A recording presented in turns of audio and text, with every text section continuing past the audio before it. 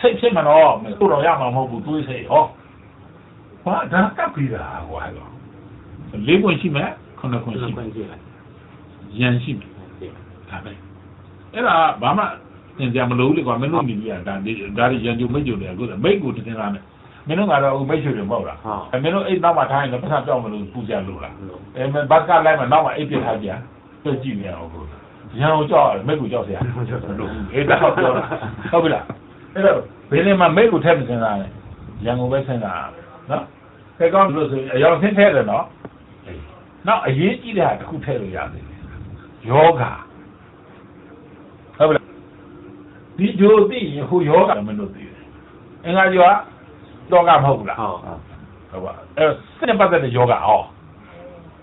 ဘောပါရအဲ့တုံညာကျွန်းတွေဆိုဒီရအောင်ဘာယောဖြစ်လဲစိတ်ဒဇယောဂတွေဖြစ်တယ်မင်းလင်းအောင်မကျင်းဘူးနေအောင်မကျင်းဘူးအတိတ်ခါဒီမကျင်းဘူးအလုံးလုံးနေဒေါသတာနဲ့နှလုံးတွေတုံလာနဲ့ရင်ခုံးလာဟောစိတ်ပိုင်းဆိုင်ယောဂတွေဖြစ်လာစိတ်ပိုင်းယောဂဖြစ်ရင်အုံနောက်ပိုင်းလည်းဖြစ်လာတယ်ကျန်တာမင်းဆက်သက်ပြီးတော့ပြောလိုက်ရုံပဲနော်အင်္ဂါမှာဘာယောဂဖြစ်မလဲစိတ်ယောဂစိတ်ပိုင်းယောဂဟုတ်ပြီဘုဒ္ဓဘာယောဂဖြစ်လဲကိုစင်းရကိုကြွားအဲ့ဘာယောကိုယောဂဆိုတာဘာလဲစိတ်ကလည်းကိုယ်ထဲမှာသဘောပေါက်လားဘုဒ္ဓဆိုလို့ရှိရင်အကိုယ်လုံးဖြစ်တဲ့ယောဂကိုပြောအကိုယ်လုံးမှဖြစ်တယ်သလားရားညံတဲ့အနာသဘောကဥစ္စာတတ်တဲ့ယောဂဟုတ်ပြီလားပြီးတော့မှစာအိမ်လေးသဘောကအဲ့ဒီဖြစ်တာလေးဆိုတာနဲ့၄ပါးပြည့်ဖြတ်ရတယ်ဟုတ်လားမင်းဘယ်လိုဆရာတရားပြီးပဲမင်းယောဂထည့်ချင်တာထည့်ပြလိုက်ယူဝင်သွားတယ်မင်းအစာရင်ဒုက္ခပေးလိမ့်မယ်နော်လေးဆိုတာနဲ့ဘိုက်အောက်ဘိုက်လေထိုးနေတာရှိတယ်မဟုတ်လားအေးမင်းအစာကြည့်ရင်ပြည့်ရင်ကဲနော်အဲ့ဒီအစာအိမ်နဲ့ရင်ပြည့်ရင်ကဲဖြင့်အဆုပ်ပါမကောင်းဘူးအဆရာကလည်းအကုန်ဖြစ်နေတယ်ဘာမှပြောကြမလို့တော့ငါလည်းအကုန်မြင်နေတယ်ပြီးကွာဖုန်းလာလိုက်လို့မဟုတ်လားတကယ်ဖြစ်နေတယ်လို့ဒါသူတဘာပါအဲ့ဒါပါလို့လေခုနအယောင်ပြေတာဟုတ်စနေသဘောဒီဆိုတာကိုသိလိုက်ပြီဘာကြောတာလဲသဘောကိုယ်နဲ့ပတ်သက်အစိတ်နဲ့ပတ်သက်မီးနဲ့ပတ်သက်လက်နဲ့ပတ်သက်အဲ့ဒီလိုဟာမျိုးကိုယ်အစိတ်မီးလက်နဲ့ကင်ဆာနဲ့မနီးသဘူးလားအေးဒါလေးပြောလို့ရတယ်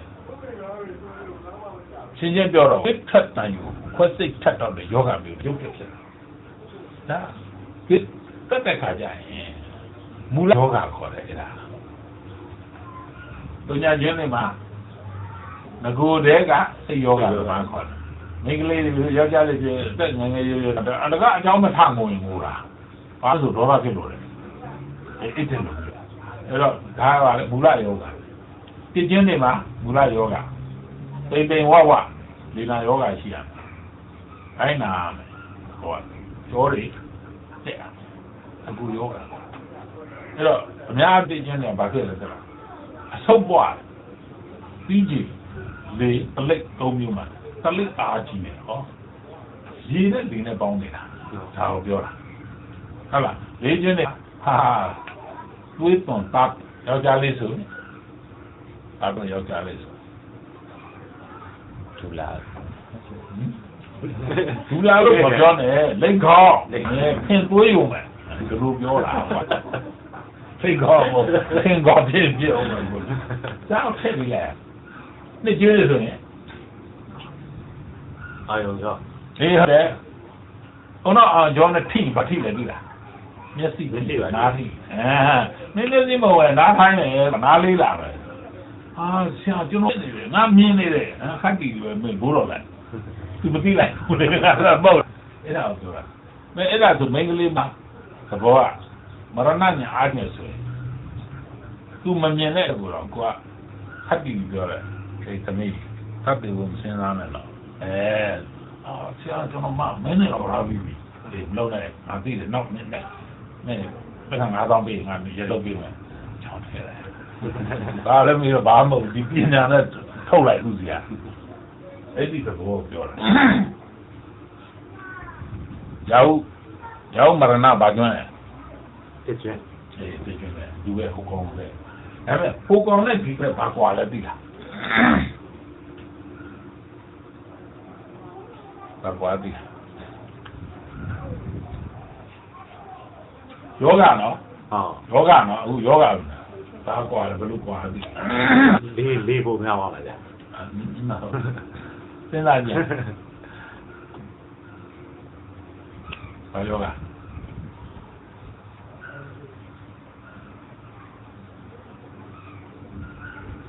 ဟိုဘက်ကခန္ဓာကိုယ်မှာဖြစ်တယ်ယောဂဟုတ်လားကစိတ်မှာနှာထားတဲ့ယောဂဟိုယောဂကုလို့ရတယ်ဒီယောဂကုလို့မရအေးအဲ့ဒီယောဂကုလို့မရသူ့အတူလိုက်စားနေတဲ့ယောဂအဲ့တော့ဆရာပဲသိတယ်ကျန်တဲ့လူတွေမသိဘူးအဲ့ယောဂကုနေတော့မှစပယ်ရှယ်တင်ပြီးမှဆင်းမြတ်အဲ့ဆိုလိုတာကတကျွန်းရလဲတာပဲနော်တကျွန်းသမားအဲ့ဒီရောက်အဲ့ဒီယောဂဖြစ်တဘောကအဲ့ဒီယောဂလို့ဖြစ်လဲလို့မင်းစားမုံအဲ့ဒီပြောတဘောကအဲ့ဒီပြောလို့သင်ခံဘောဓာဖြစ်တာစုံပူနာပူအဲ့ဒီလိုဖြစ်တာတကျွန်းမလေးဒီမှာကျရင်မိုးတယ်လေယောဂဆိုပြီးတော့ဘာမှမဟုတ်ဘူးရာဟုယောဂယောဂကုညီရလို့ထားလိုက်သုံးကျွန်းနေမင်းတို့ဘာယောဂသွားဒီဟုတ်တယ်ဒါလည်းဇက်နဲ့ပတ်သက်ယောဂဇက်နဲ့ပတ်သက်တဲ့ယောဂအဲ့ဒါလို့စာပေအပြောတာကဗဇက်နဲ့ပတ်သက်ယောဂနော်ဟိုခြေတော့လို့ဘာလို့ကြားလို့သူပြောနေတာအဲ့ဒါကိုပြောတာဗဇက်လို့ခြေတော့လို့မပြောနဲ့အလှုပ်များတဲ့ဟာကိုပြောတာအလှုပ်နေရင်အဲ့တော့သွားယောဂဖြစ်တယ်ဆိုမင်းသက်ပြစ်တော့ပြောတဲ့ကောင်ပြောတာမပြောရင်ဒီအေးယောဂဖြစ်သဘောကခကြီးသဘောကတောင်ပြောမြောက်ပြောပြီးသွားတဲ့ခကြီးကိုပြောတာဖះကဖះတော့ဒီထီဒုက္ခမြောက်ဘူးဖះဝမ်းတော့ဆိုဖះဝမ်းတော့ဒီဒုက္ခမြောက်ဘူးဖះတော့ဖះဝမ်းတော့အဲ့ဒါကိုပြောတာခကြီးအမှားစကားအမှားဒါကပြရုပ်တယ်တကယ်ပြောစကားအမှားခကြီးမှပြောတာလှုပ်ရှားတဲ့သဘောကိုပြောတာဒီမှာထိုင်နေမစိတ်ကရောက်ရခတ်တဲ့လူတွေမရှိဘူးလားအေးရောက်ရခတ်တဲ့စိတ်ကြောင့်ဖြစ်ရတယ်ဘယောဂကိုပြောတာအဲ့ဒါသုံးကျွန်းနေမှာဖြစ်တာအဲ့ဒါတော့ကြောက်သုံးကျွန်းနေအဲ့ဒါလိုဘာကြောင့်ဖြစ်လဲသိရင်မစင်သားလေသူစိတ်ကမငြိမ်အောင်ဘယ်သူကလုပ်ဟိုကအဲ့ဒါကြောင့်ဒီမှာတို့ပြောတာအင်္ဂါဘုဒ္ဓစနေကြတော့ဒုက္ခမဟုတ်ပါဘူးမင်းလုပ်နေတာယောဂတွေဒေါသကြီးတဲ့ကောင်ဒီမှာလည်းပြောမကြည့်ဘာမှမဖြစ်တာဘူးကျွန်တော်မကြည့်နေနိုင်ဘူးဆိုတော့ဘယ်လိုလုပ်မှာလဲဟုတ်တော့လားဒီသဘောပြောချင်နေတာပြောသုံးညချင်းအင်္ဂါရောက်မယ်ရိုးရိုးခဏတာအင်္ဂါရောက်သုံးညကဘာပူထက်ပြရမလဲဘာပူထက်ရတယ်ကွာဒီကဗရဏထက်ဒီဗရဏထက်ပြီလဲတော့ဗရဏတတိယလာတယ်ဗရဏတတိယမျိုးတော့ဆိုဘီဘွားလေးရပြီးတော့အိတ်တဲ့အိမ်လုံးကိုလောင်နိုင်တဲ့တတိရှိတယ်ဒါပဲငကုဖြစ်တဲ့ရိုးရိုးပြပတ်ခါကိုမရဏသမားထည့်လိုက်ပောက်ွယ်သွားတယ်အဲ့ဒါဆိုလို့အဲ့တော့သူဘာဖြစ်လဲဆိုတာကကိုသိဘူးလေဒါပေမဲ့အဲ့ဒီလိုကြီးကြီးမားမားလာတယ်အဲ့ဒါကိုပြောတာဘုရားကြားနေအဲ့ဒီလိုပဲရိုးရိုးယောဂဖြစ်မယ်ရိုးရိုးနေမယ်ရိုးရိုးငတ်ပြတ်မယ်ဒီဘောဒါပေမဲ့မရဏထည့်လိုက်ရင်နာတာရှိဖြစ်သွားလိမ့်မယ်ဟောပြီးတော့ရုပ်ပြန်ပြဖြစ်သွားတယ်ပြီးတော့ရာသက်ပံတရားပေါ်သွားတယ်အဲ့ဒါကိုပြောတာကိုယ်လုံးရဲ့တတိယနေ့မှာမရဏထည့်ပြီးလိုက်ရိုးရိုးယောဂမဟုတ်တော့ဘယောဂပါတယ်ဘယောဆိုတာဟိုတော့ပြုစားတာပြောတာမဟုတ်ယောဂဆုံပြီးပူသွားတာဘောအမတ်ဘောကသွေးနဲ့ပတ်သက်ပြီးတော့နော်သွေးမတတ်ဘူးစိတ်အဲ့ဒါကိုထိုးလိုက်တဲ့ထပ်ပါတယ်အဲ့ကမန်ကလာ operation လုပ်လိုက်တော့နောက်ယောဂအောင်ဝင်တယ်အဲ့ဒါလို့စုံနေတဲ့သဘောကိုပြောတာစနေရတက်ပြသူကပါလေလောင်မြင့်တယ်ပေါ့ကြာပါပရိဒါတော့အဲ့ဒါပေါ့ဗျာဟော ကျွမ်းမဟုတ်လားကြာတာပြည့်သဘောကအတွေးခေါ်တာစဉ်းစားတယ်လေအားစဉ်းစားတော့စိတ်စဉ်းစားသူလည်းသူများကတူလာနော်အိမ်မက်ထဲမှာမြင်သလိုတူအာယုံမဲ့ရသလိုတူပတိပဲစိတ်ခမဲစားနေနဲ့လက်ပြောနေသလိုတူကြောင်သွားတယ်လေအဲ့ဒီယောဂဘယ်လိုဘောစိတ်ကြီးရောက်ရက်ခတ်တဲ့သဘောပဲသူ့တွေးကြအမျိုးမျိုးမြင်ရငါ့လူဘုန်းကြီးလေတော်တော်ပြောတော့နှစ်ကျွန်းသူ့တို့ကစပယ်စာပါအောင်ကျန်အလုံး100ဝယ်ပြရဆယ်ရက်ဆိုကုန်ပြီးအိတ်တက်ပြန်ဘာလို့လဲဆိုဒီတောက်တူကဆေးလို့ကြောင်သွားတာပြီးတော့ဆံဃာ2ပါး3ပါးစကားပြောနေသူ့ကိုလုတ်ကြံလုတ်တိုက်နေတယ်သူ့ကောအဲ့ဒီလိုနဲ့ငါတော့မောက်လိုက်ရတယ်ဘယ်လိုမှသူ့ကျေလို့မရတော့အဲ့ဖြစ်သွားတယ်နှစ်ကျွန်းရဲ့မူလရဲ့အတွေးခေါ်ရနော်မရကိုဖြတ်တဲ့အခါမှာပို့ပြီးတော့ကိုကအမှားကိုသတ်တွေးမိတာကောင်းတဲ့ဘက်ကိုစဉ်းစားတော့မကောင်းတဲ့ဘက်ကိုပဲသူကစဉ်းစားဘာကြောင့်အဲ့လိုစဉ်းစားလဲသူ့ကိုသူအားလုံးကြုံစီခြင်းလို့ကြောင့်မို့တိုင်းလူတိုင်းအတ္တကြီးကြံတဲ့လူကရန်သူပဲအဲ့တော့အတ္တကြီးကြံတဲ့လူကရန်ဆိုရင်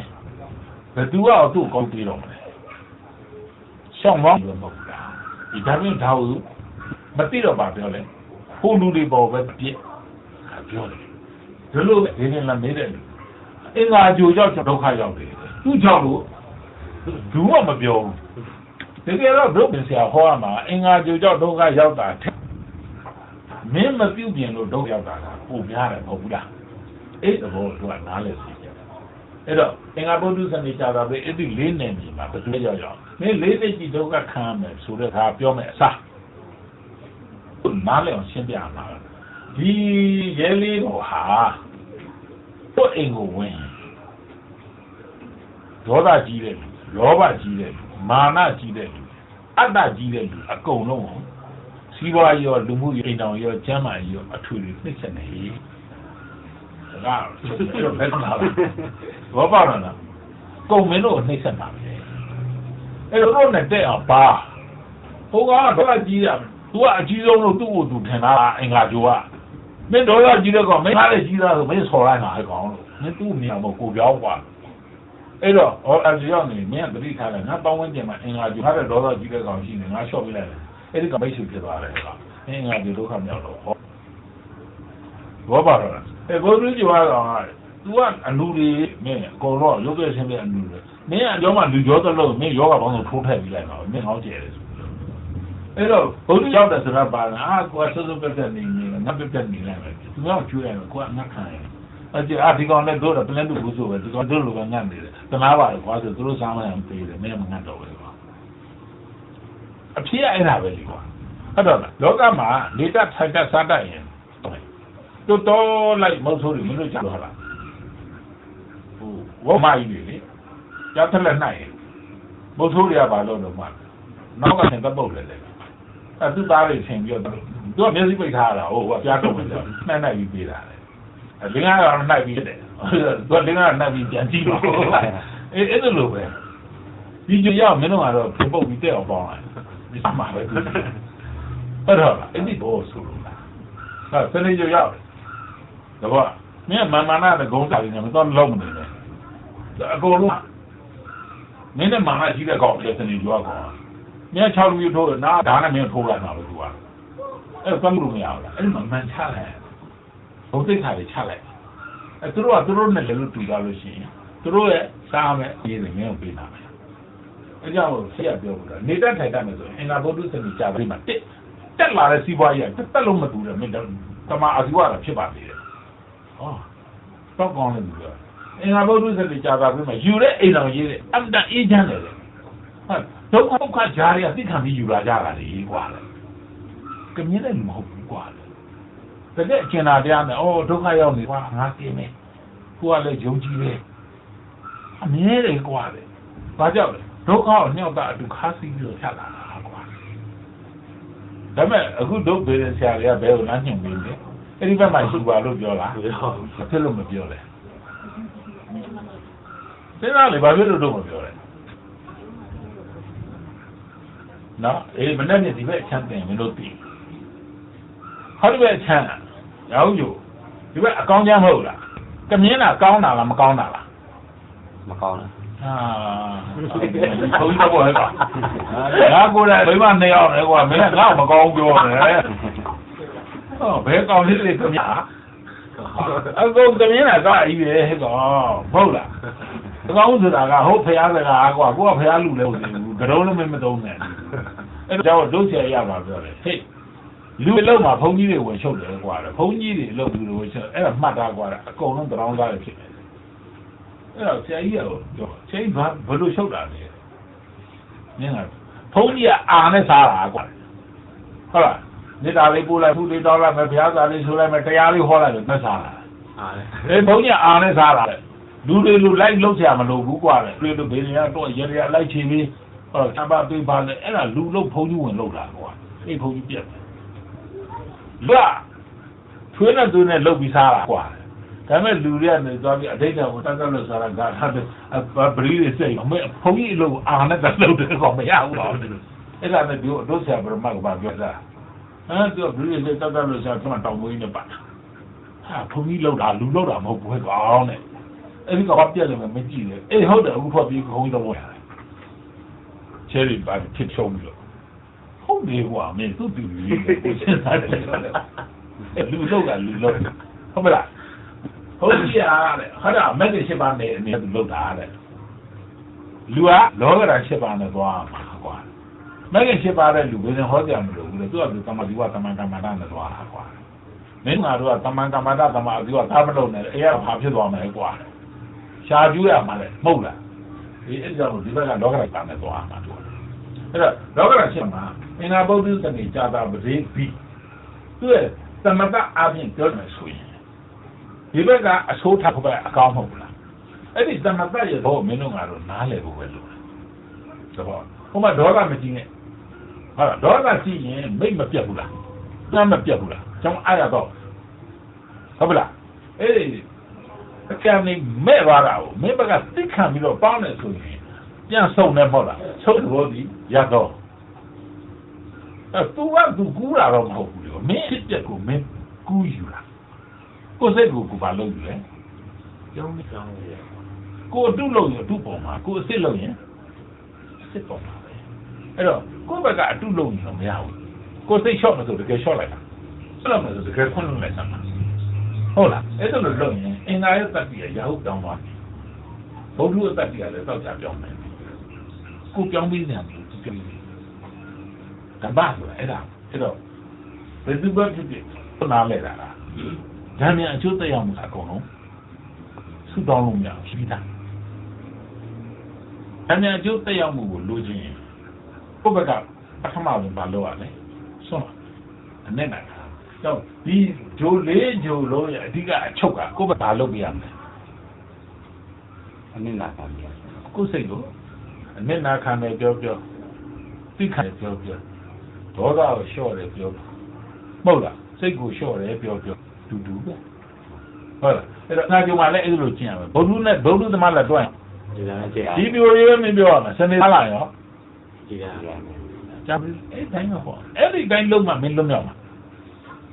ဒါပဲအဲ့လိုမှတို့ကဖြစ်ပေါ်တဲ့ဒုက္ခဆင်းရဲကို तू မသိခင်ကလောင်ကျွမ်းသားတဲ့ဒုက္ခတို့အဲ့ဒီတော့မှနဝင်းပူပြီးတော့တို့ထိုင်ပြီးတယ်မဟုတ်လားနဝင်းရဲ့အာမှန်မှတော့ဘာလဲလို့မြင်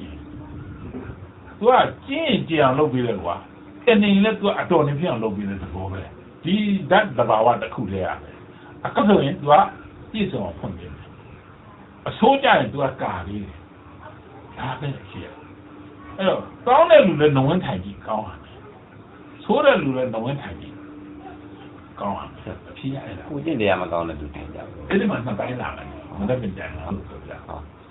ကိုကျင့်တရားမကောင်းတဲ့လူမဆရာတဲ့ရာဟုမှာတဲ့အမင်းပေါက်တယ်လည်းလူကနဝင်းလက်ထိုင်လိုက်ရမလားတဲ့ထိုင်လိုက်လေကွာတဲ့ကောင်းတာပဲရတယ်ပုတ်ကမြင်းတယ်ဟုတ်လားတဲ့ဒီကလာတန်ဒီတော့ကွာတဲ့ဟောကောင်းတယ်သူပြောတာမဟုတ်လားကမြင်းတာကောင်းတယ်လို့ယူ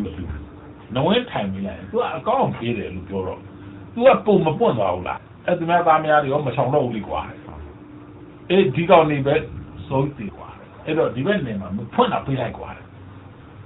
ဘာလဲဆေးဥက္ကနဲ့အသုဘာဒစီစီတော့ကျင်းနေကြရတယ်กว่าအဲ့တော့ဘာကြောက်လဲလို့မြင်အဲ့တော့မင်းတို့စဉ်းစားအားတဲ့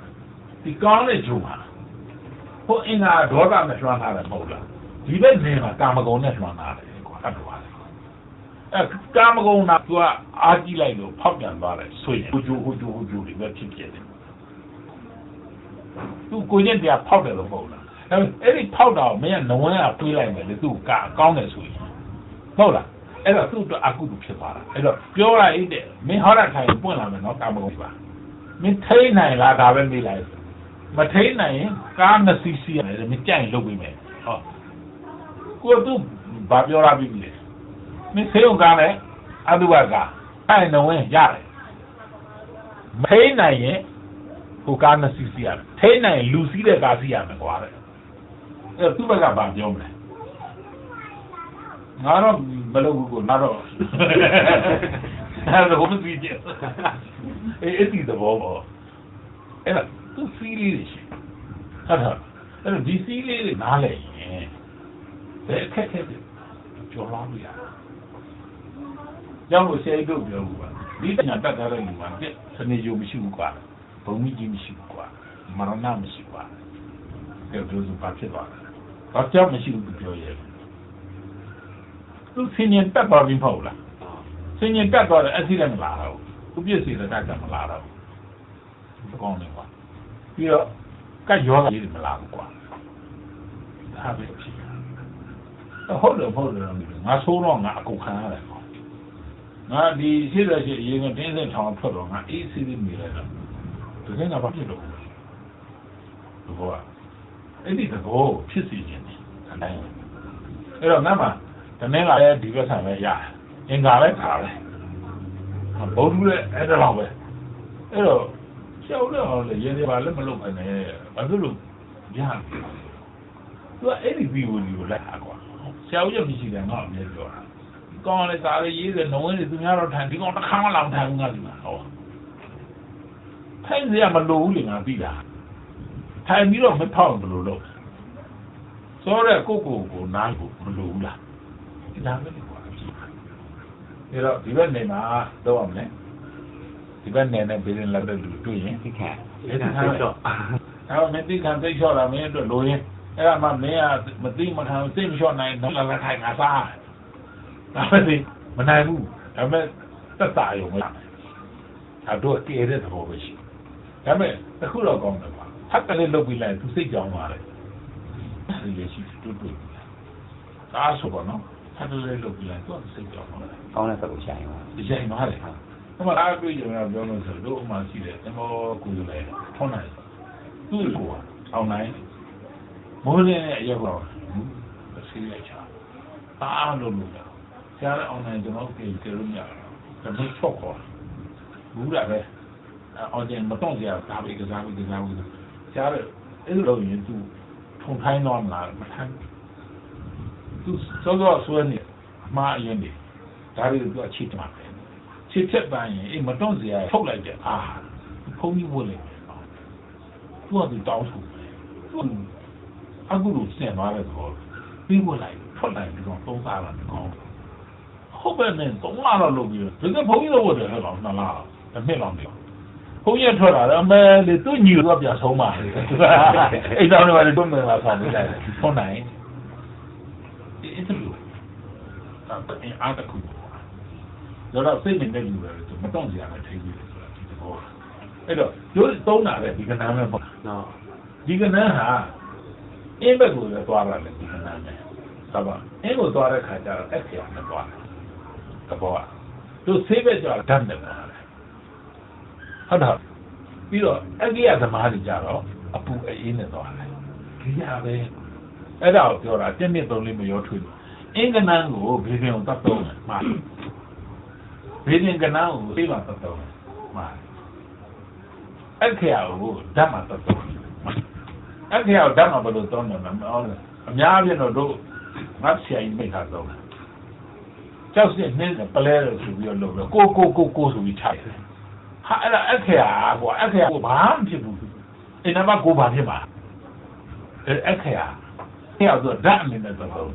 တ်နဲ့ဝင်းဆိုတာဒါတော့ပြင်စပုတ်စားဖို့တရိယံသတုယံတော့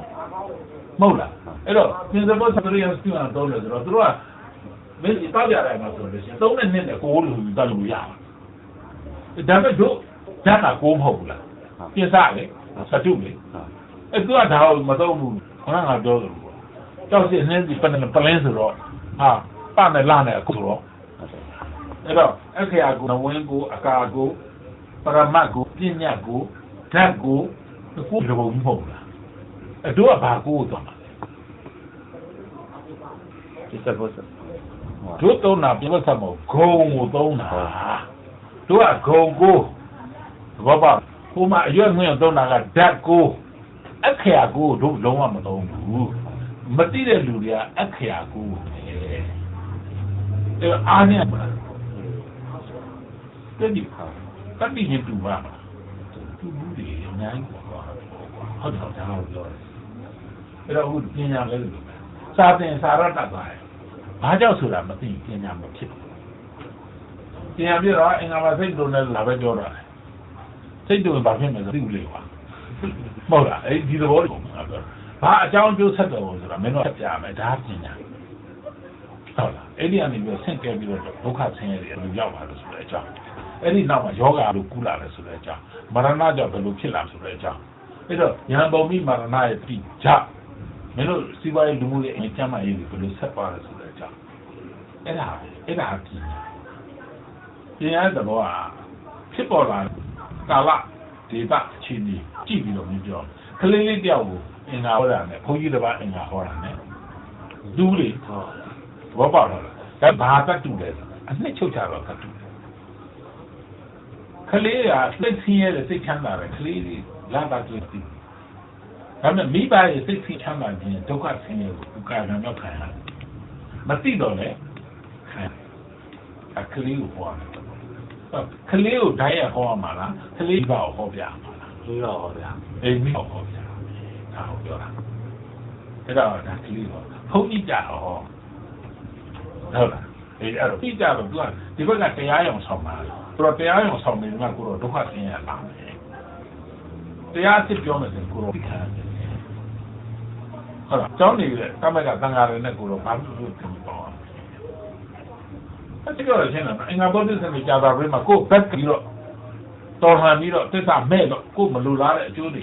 ကျောင်းတွေပြောကန့်ခဲ့တဲ့အားလုံးဟာတဲ့ခရီးပဲနေလို့ရှိရင်သူ့အလိုလိုရင်ကိုလာပြီးတော့ခါပြောက်ဖက်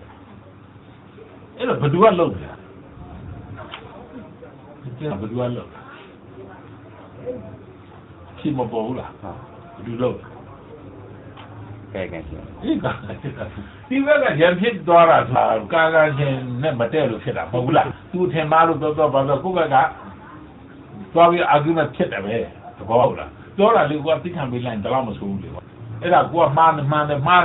ကိုအဲ့ကမှတယ်လို့ဘာကုန်ကွာတာသူကဒီဒီဘက်ရောက်လာဘယ်လိုလုပ်သူကပြန်ဖက်ပြန်လဲမေးတော့ကိုကဘာကမင်းပြောတယ်လို့လေဒါအဲ့တော့ဘယ်သူကြောက်လဲမင်းမနေငါ့ပြောတယ်ကြောက်ဆိုဘယ်မှမင်းဆင်းရအောင်လုပ်ငါမေးရင်မင်းကိုမင်းဆင်းရအောင်လုပ်တာကိုကြောက်ဆိုကိုကြောက်ဆိုခုမှမရှိဘူး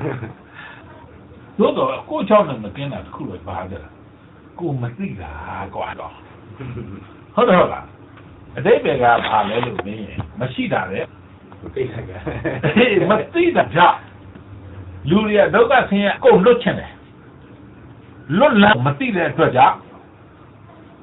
မချစ်ခင်မနှစ်သက်တဲ့ဒုက္ခဆင်းရဲတယ်မလဲနေတယ်မဟုတ်လားအဲ့ဘာလို့လဲမသိလို့သိတဲ့ပုဂ္ဂိုလ်တွေကအသာခွာသွားတယ်မဟုတ်လားအေးအင်္ဂါဥဒ္ဒစနေကြာတာတွေကဒုက္ခဖြစ်တတ်တယ်ဆိုတဲ့သဘောတရားကိုမသိလို့ဒီလိုလာတော့တဲ့ခါကျအင်္ဂါဥဒ္ဒစနေကြာတာတွေရောက်တဲ့လူတွေတို့ကမွဲပြီလားဒုက္ခဖြစ်ပြီလားလို့မဟုတ်ဘူးလားသူလှုပ်တာလားအဲ့ဒါသူလှုပ်တာပြယုတ်ကသူလှုပ်တယ်လို့ပြောတယ်နော်ပြယုတ်ကဘယ်သူလှုပ်တာလဲသူလှုပ်တယ်လို့လူတယောက်ပြင်းမင်းဓာတ်နဲ့ခုတ်တယ်ဘယ်သူလှုပ်တာလဲမင်းလှုပ်တာသူလှုပ်တာပြယုတ်ကသူလှုပ်တို့ဗုဒ္ဓကအစ်စ်ဘာပြောလဲမင်းလှုပ်ခဲ့တဲ့အပြစ်မင်းခံရတာ တရားဘာပြောတာလဲမင်းလုပ်ခဲ့တဲ့ဟာအခုမှမင်းစီပြတာဘယ်သူမှလုပ်တော့မင်းလုပ်တာဟောသူလို့လားအဲ့ဒါကဓမ္မတို့ကအမှသမားတွေဖြစ်တယ်ပြောဓမ္မကိုလက်မခံဘူးလေအခုလုပ်တာပဲမဟုတ်အဲ့တို့ရှင်သာရိပုတ္တရာကြီးတို့ရှင်မောက္ကလန်ကြီးတို့တရားထိုင်တာဘလူကောင်းထူတာတော့ခိုးကရိုက်တာဆိုတော့မင်းပြောရင်ဒါသူလုပ်တာခိုးသားကအချောင်ရိုက်တာဖះဘာပြောလဲဟုတ်ကွာမင်းအမေကိုရိုက်ခဲ့တယ်လေကွာအဲ့တော့မင်းအကျိုးပြန်ဆက်တာဟောဟုတ်လားအဲ့ပြခိုးသားကရိုက်တယ်ဆိုရှင်သာပုတ္တရာကြီးကိုခိုးသားကရိုက်လို့လားဘယ်သူလုပ်တာလဲဓမ္မကတော့ကိုလုပ်တယ်လို့ပြောတာပေါ့ဘူးနင်တို့ငါတို့အာတမသမားတွေကဘယ်လုပ်တယ်လို့ပြောလဲသူများလုပ်တာကြီးပဲခိုက်တဲ့အမြဲတမ်းအဲ့တော့တို့ဟာဆရာကောင်းသမားကောင်းတယောက်ဖြစ်လာမယ်ဆိုရင်ပေါ်လာတဲ့အကြောင်းအရာအားလုံးဟာဘာကြောင့်လို့တို့ကကောက်ချက်ချဖို့လို့လဲကိုလို့ကောက်ချက်ချတာမှားတယ်မတိတတ်မှုကြောင့်ဖြစ်တယ်ဆိုတာကမှန်အဲ့တော့သိအောင်တော့မယ်ငါဘာမကြိုက်ဘူးလဲဘုံသူဘာမကြိုက်ဘူးလဲစနေဘာမကြိုက်ခြားတာဘာမကြိုက်ဘူးလဲလောကဓမ္မကဘာမကြိုက်ဘူးလဲသဘာဝဓမ္မကဘာမကြိုက်ဘူးလဲအဲ့တော့တို့အလုပ်ရမယ်လေသိအောင်အခုမင်းတို့ထင်တာတတ်အောင်လားသိအောင်လားသိအောင်ဒီတက်အောင်တော့မင်းသင်ကြလို့စာဖတ်သွားအလို့ကျက်မသိဘူးလားအခုလက်တင်တာတက်အောင်ဦးချောင်းရဦးငါပေါက်ပြတယ်လေမင်းတို့သဘောမပေါက်လားနောက်ဆိုငါတစ်မျိုးဟောမဟုတ်ဘူးတစ်မျိုးဟောမစနေကတစ်မျိုးဟောမကြားတယ်ဘာမှမဟောနဲ့တော့ကားတိုက်တဲ့ကောင်လည်းသိတာပဲမွေးပေါက်တော့သိတာပဲဓာတ်လိုက်တော့သိတာပြီးတော့အခုဟောမှာ